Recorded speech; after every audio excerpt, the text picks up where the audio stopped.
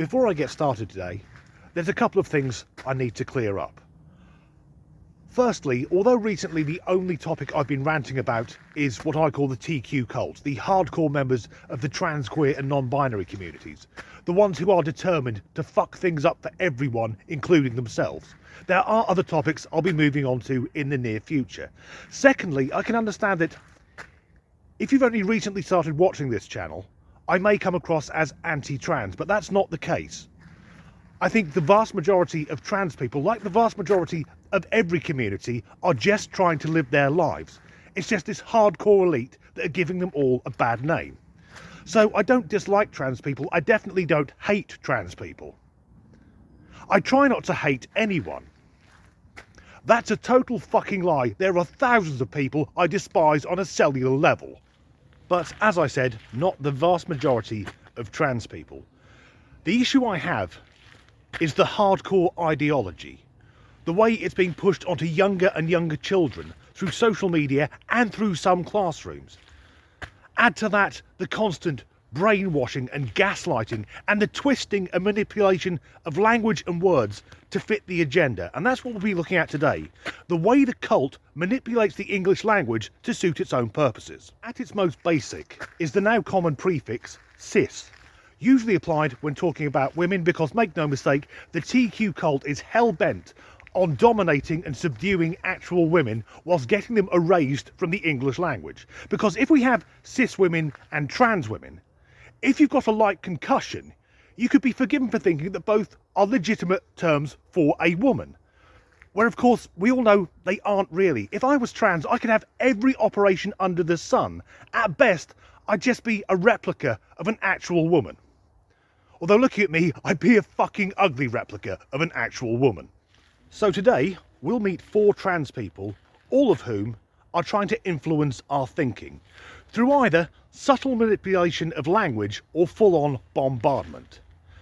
So let's begin with who can define transphobia. See, the thing about transphobia is there's only one group who gets to decide what is and isn't transphobic, and I will let you take a guess as to which group that happens to be. No hints. No hints at all. You just have to guess. Okay, so let's take that as true. Only trans people get to define transphobia. Well, there's a story in the news at the moment about a trans woman from Canada, a 50-year-old called Melody Wiseheart, because when you're making up the new name, it's important to sound like a character from a fantasy game for a Sega Mega Drive. Melody is asking for police protection due to transphobia. Melody also enjoys swimming. Melody competes in swimming against women and girls, recently finishing second at a competition in Canada. But he, she, it, whatever, was competing against girls as young as 16. Melody has competed against girls as young as 13. But the bigger issue is that Melody, a biological man, refuses to get changed in the male changing room. Melody doesn't go into a cubicle either. Melody gets changed with the women and girls. Now, why would someone do that? Now, YouTube, listen carefully. I am not saying anything specifically about Melody. I am speculating, just tossing ideas around. Could it simply be that a man older than me, no matter what he identifies as, who wants to go into a female changing room, is using a loophole and may just be a bit of a wrong-un? That he wants to watch the girls getting changed or get changed in front of the women and girls? Could it also be this is a power play? Someone who dominates women in their sports and also wants to invade their spaces? Of course, I don't know. I'm not trans, so I can't define transphobia. Yet, if only trans people can define transphobia or trans issues more widely, using that logic, wouldn't it make sense that only women can define women's issues? Because I can't speak for women, but I would bet a large amount of money that the vast majority of females, whilst getting changed at the swimming pool, do not want a 50-year-old man waving his dick at them. Yet, through the manipulation of language calling everything transphobia, members of the TQ cult can always play the victim. thus getting away with whatever they want. The double standards are mind-blowing.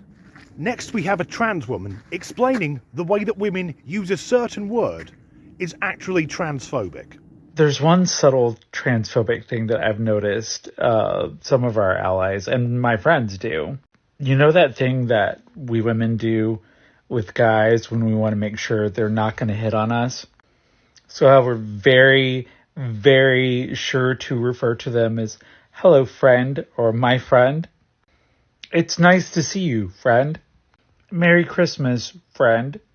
Come on. You don't talk to your cis girlfriends like that. But in the back of your mind, you're still clocking me subconsciously as a male. And therefore, and I guess understandably, a threat.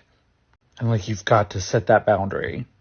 Ladies, I am pansexual, so I like a little bit of everything. But I'm not a predator. I'm not like the guys you run into. So stop treating me like one. Okay? Thank you. So if a woman calls someone a friend, they're doing so to make clear they don't want that person to hit on them. Now, obviously, I don't know what women talk like when they're on their own, because every time I hear women speak, I'm in the room, so by definition, there's a man there. Yet, when female friends introduce me to other female friends, it's usually, this is my friend whatever, or this is my work friend, or my friend from childhood. It's being used to define the relationship. By definition, friend is being friendly. So if it were true that women call men friends to make them keep their distance, let's flip this round then and imagine a scenario where I'm turning up with a female friend and making sure everyone in the room knows my intentions. Hello everyone, this is my friend Claire. We are just friends, there is nothing more. I have never kissed, groped or fondled this woman. I have not penetrated any of her orifices. I have never ejaculated in or on her, and at the end of the evening I will drive her home and leave. I have no intention of fucking her. Or would that be socially awkward? And at the end of the clip, the trans woman makes clear that he is not a predator. Yet I've shown that clip to a number of female friends and all of them say they wouldn't feel safe alone in a room with him. Because there's something very wrong about someone telling you what they're not. Hi, my name's Danny and I've never murdered anyone. I have never strangled one or more prostitutes, dismembered their bodies and buried them under the patio. Just checking we're on the same page. Hi, I'm Dan, and if you invite me into your home, I won't wait for you to leave the room, then run upstairs, steal all your dirty underwear from the laundry basket and sell it to perverts on eBay. Just putting your mind at rest. Next is a very short clip. I've trimmed it down because I think this person genuinely has some problems, but I'm using it to illustrate a point. Hi, my name is Avosha, and I'm a 45-year-old transgender pansexual lesbian woman. Shortly after learning... A pansexual lesbian. That doesn't make any fucking sense. A lesbian is a woman who's attracted solely to other women, whereas pansexuals, for those who don't know, are attracted to all genders, not just the two real ones, all the made up stuff. The gender fluids, the non-binaries, the trigender, cats, dogs, farm equipment, I don't know. So you can't be a pansexual lesbian because the two cancel each other out. That's like me saying I'm a white black guy. But our previous friend, the one who definitely isn't a sex offender, also said that they were pansexual. And I've noticed this a lot from the hardcore TQ cult. They're pushing the pansexual thing. I'm guessing they're trying to normalise it. And although there are some people who find trans women attractive, they must do because now they've got their own categories on all the porn sites, I think those people are a tiny minority. I can only speak as a straight man, but I don't find trans women attractive because no matter how convincing that person is, at the back of my mind, I know it's a man in a dress, someone who has or recently had a penis. That's not my thing. And I'm guessing for gay men, it's that even though it's a man trying to look like a woman. And I guess it's the same thing for women be they straight or gay. Something doesn't match up. So why push it? Well, given that language has changed to include things like cisgender and transphobia as everyday speech, I'm guessing if we can make pansexual appear normal, then in the near future, anyone who says they're pansexual but won't fuck a trans woman will be a transphobe. Finally, we have another trans woman, and I have to say, this person seems very pleasant. In fact, other than the second person we saw, I think they all come across as genuinely nice people. But the mental gymnastics this person is doing are fucking mind-blowing. Hey again. This is a good question. I like this question. Thank you for asking. Why do I need the surgery if I'm already a woman? Well, that's because I was born with a condition that caused me to develop male sex characteristics. And I want to correct as much of that as possible. However, I need to add a great big caveat to this. Genitalia does not define gender. I am a woman because I say that I am a woman. What is or is not between my legs is absolutely irrelevant. Also, I need to state that choosing to get the surgery or not get the surgery is an intensely personal decision. And not all women want to get the surgery. And that is completely and utterly valid.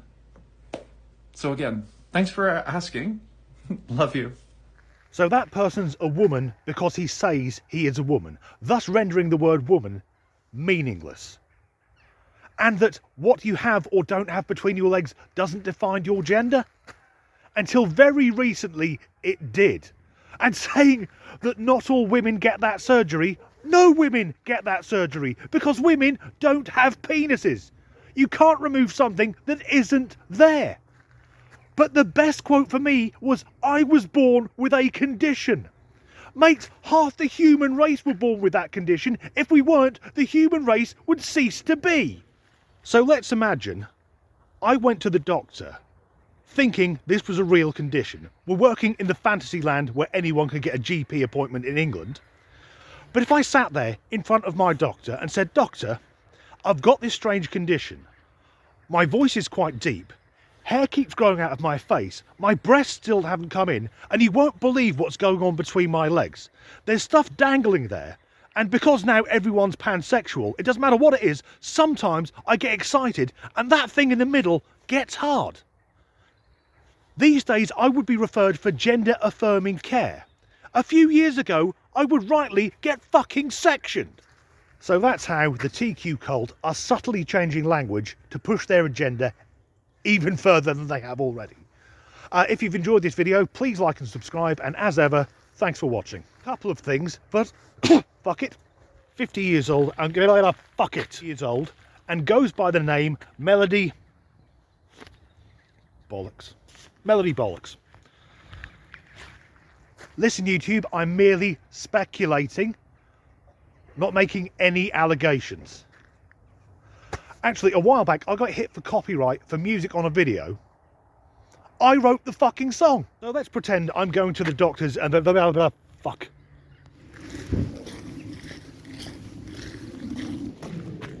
Oh, that's still on. I'm guessing it's in a... The birds have joined in.